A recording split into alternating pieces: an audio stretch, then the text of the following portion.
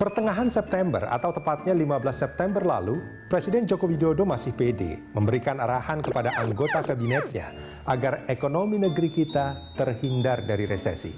Segala upaya mesti dilakukan, apalagi setelah di kuartal pertama pertumbuhan ekonomi negatif 5,32%. Di kuartal ketiga ini, oleh sebab itu saya minta seluruh program insentif yang sifatnya cash transfer agar benar-benar diperhatikan, dipercepat.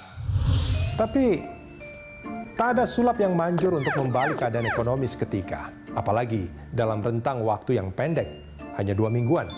Jurus simsalabim abrakadabra tidak bisa mengubah keadaan ekonomi yang terpukul pandemi COVID-19. Sebelum September berakhir, Menteri Keuangan Sri Mulyani menyampaikan revisi proyeksi ekonomi tahun ini.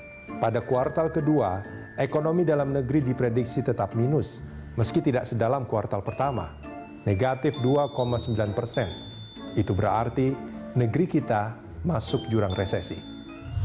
Kementerian Keuangan melakukan revisi forecast pada bulan September ini. Yang sebelumnya kita memperkirakan untuk tahun ini adalah minus 1,1 hingga positif 0,2. Forecast terbaru kita pada bulan September untuk tahun 2020 adalah pada kisaran minus 1,7 hingga minus 0,6. Indonesia memang tak sendirian menghadapi resesi. Banyak negara yang sudah lebih dulu masuk ke dalam jurang resesi. Dan seperti banyak negara yang dihempas badai corona, pemerintah mengandalkan stimulus ekonomi untuk memulihkan keadaan. Di negeri kita, namanya Program Pemulihan Ekonomi Nasional atau PEN. Celakanya, penyerapan dana PEN tak sekencang yang diharapkan. Sampai 28 September, baru 304 triliunan rupiah yang digelontorkan. Artinya, dalam 7 bulanan, cuma 43,8%-an yang berhasil disalurkan.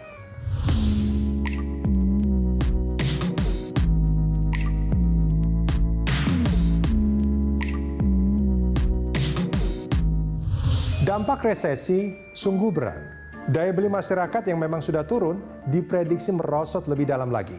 PHK massal, pengangguran dan kemiskinan diperkirakan melonjak. Survei Saiful Mujani Research and Consulting atau SMRC menyebut sekitar 29 juta mengalami PHK selama masa pandemi. Seluruh sektor goyah, tidak terkecuali pusat perbelanjaan yang mengeluhkan turunnya pendapatan.